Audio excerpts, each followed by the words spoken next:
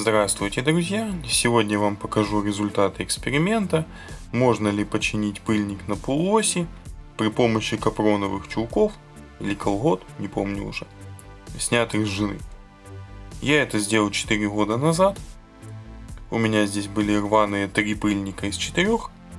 Я взял обычные капроновые колготы, замотал, стянул, как вы видите, хомутиком. Лучше хомутиком стягивать, чем проволочкой. И так ездил 4 года. Из 3 пыльников обмотанных выжили 2. Третий порвался, вот он, видите место, где он разорвался, на 4-й год. То есть 3 года все это отходило полностью. Капрон практически не гниет. Тем более, если капрон промасленный, он будет держаться очень долго. Но все же и это не вечно.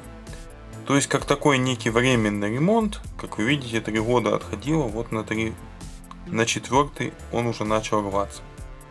Состояние полуоси не очень, видите, сальник уже пропускает масло, поэтому делать уже надо будет все капитально, или ничего не делать, машину менять.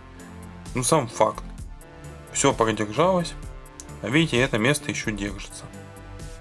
Он такой покрытый грязью, промасленный, но он держится 4 года. Такой вот временный ремонт. У меня еще помню в детстве напротив окна на дереве висели капроновые какие-то колготы, которые улетели у кого-то с балкона и висели там, наверное, лет 10, пока при очередном урагане не свалило это дерево вместе с этими колготами. Значит, вывод такой: в идеале пыльники надо менять, но как временный ремонт капроновые колготы подойдут.